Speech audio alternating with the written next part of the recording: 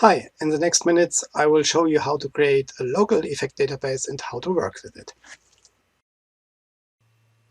Sometimes it's very useful to store effects on a local database on your PC instead of the My Effects or in the inventory.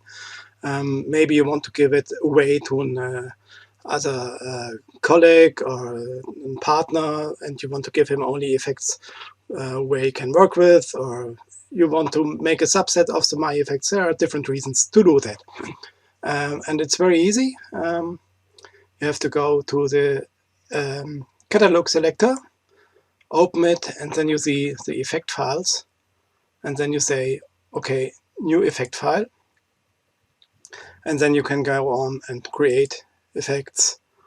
And maybe a very simple one, in this case, only as demo. All right, Peony. Yeah. Of course, it's now added to the My Effects again. I had to change here the unnamed effects.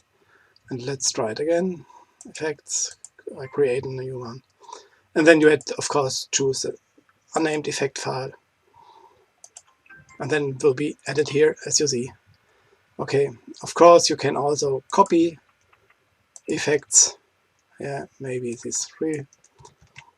And paste it in the unnamed file here. Yeah, and so you can go on. Then to save it, because it's unnamed here, you go to effect files and then save. And then you can give it a name like black box, like black blocks. Yeah. Or you can change the name, or if you have something else, then you can say, okay, save as. Maybe you can call it then for will or whatever. Yeah. Okay.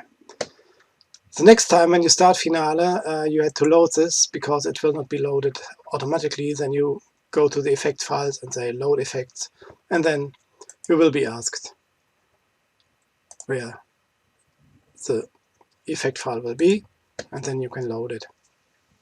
And it will appear here, and you can work with it.